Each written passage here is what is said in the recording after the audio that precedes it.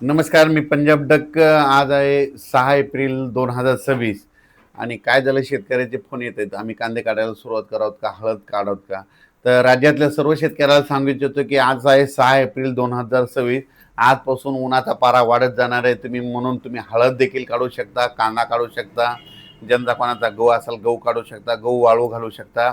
कारण की राज्यात सध्या तरी 15 एक दिवस पाऊस येणार नाही, म्हणून हा अंदाज सर्व शेतकऱ्यांनी लक्षात घ्यायचा.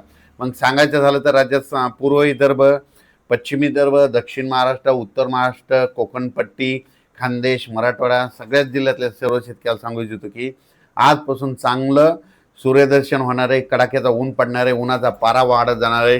काही ठिकाणी 37 अंश, काही ठिकाणी 38, कुठं 39, 40, 41, 42 अंशापर्यंत उन्हाचा पारा वाढत जाणार आहे. म्हणून हा अंदाज महाराष्ट्रातल्या शेतकऱ्यांनी लक्षात घ्यायचा.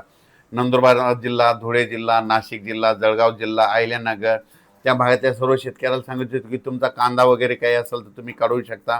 फक्त आजचे दिवस थोडंफार तुमच्या इकडे 6 तारखेला ढगाळ वातावरण राहणार आहे, म्हणून ही अंदाज उत्तर महाराष्ट्रातल्या शेतकऱ्यांना लक्षात घ्यायचा. त्याच्यानंतर मराठवाड्यामध्ये नांदेड जिल्हा झालं, हिंगोली जिल्हा झालं, परभणी जिल्हा झालं, लातूर जिल्हा झालं, धाराशिव जिल्हा झालं, बीड जिल्हा झालं, जालना जिल्हा, संभाजीनगर या मराठवाड्याला शेतकऱ्याला सांगू इच्छितो तुम्ही हळद काढू शकता, कांदा असेल कांदा काढू शकता, काही वाळू घालायचं तर वाळू देखील गहू वाळू घालू शकता. कारण की राज्यात सध्या तरी मराठवाड्यात पाऊस येणार नाही, म्हणून हा अंदाज लक्षात येतात. मात्र उन्हाचा पारा वाढत जाणार आहे, मात्र गरमी वाढणार आहे, म्हणून हे देखील सर्व शेतकऱ्यांनी लक्षात येतं.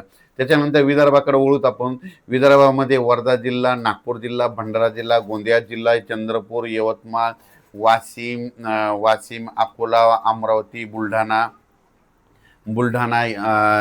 भंडारा ह्या जिल्ह्यातल्या विदर्भातले 6 5 11 जिल्ह्यातल्या शेतकऱ्याला सांगू इच्छितो की तुम्ही आता हळद बी काढू शकता, शिजवू शकता, वाळू घालू शकता. कारण की सध्या तरी 15 एक दिवस पावसाचं वातावरण नाही, म्हणून हा अंदाज तुम्ही सर्व शेतकऱ्यांना लक्षात द्यायचा. आणि आपण आपलं हळदीचं नियोजन करायचं, कांद्याचं करायचं, भुईमुग असेल तर ते देखील काढू शकता. सध्या तरी पाऊस येणार नाही, मात्र उन्हाचा पारा वाढत जाणार आहे. अकोला काही काही ठिकाणी जवळपास 42 अंशापर्यंत, 43 अंशापर्यंत उन्हाचा पारा पाहायला भेटणार आहे, म्हणून हा अंदाज लक्षात द्यायचा. त्याच्यानंतर कोकणपट्टीकडे शेतकऱ्याला सांगू इच्छितो की कोकणपट्टी आणि सातारा, कोल्हापूर, अहिल्यानगर, संगमनेर ह्या पट्ट्यातल्या, नाशिक पट्ट्यातल्या शेतकऱ्याला सांगू इच्छितो की तुम्ही काय करा. सध्या आता काही पावसाचं वातावरण नाही, फक्त 18-19च्या दरम्यान कोकणपट्टीकडे थोडं वातावरण बदलणार आहे. फक्त त्या कोकणपट्टीकडे सातारा, कोल्हापूर आणि कोकणपट्टीकडे थोडं वातावरण चेंज होणार आहे, म्हणून 19-20चा अंदाज या कोकणपट्टीतल्या शेतकऱ्यांनी लक्षात घ्यायचा. पण राज्यात मात्र इतरत्र सध्या तरी पावसाचं वातावरण नाही, म्हणून हा अंदाज देखील सर्व शेतकऱ्यांना लक्षात घ्यायचा. ज्यांचं कोणाचा हळद असेल, कांदा असेल, गहू असेल तर तुम्ही काढू शकता. कारण की राज्यात सध्या तरी पाऊस येणार नाही, म्हणून हे देखील लक्षात घ्यायचं.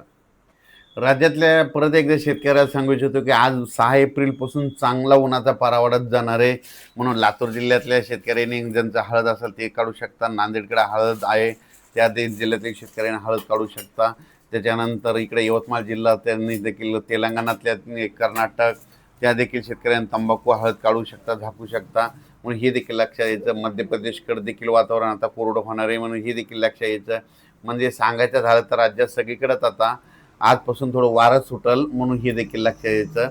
पण राज्यात मात्र उन्हाचा तीव्र पारा वाढत जाणार आहे, ऊन वाढत जाणार आहे, म्हणून हा अंदाज सर्व शेतकऱ्यांनी लक्षात यायचा.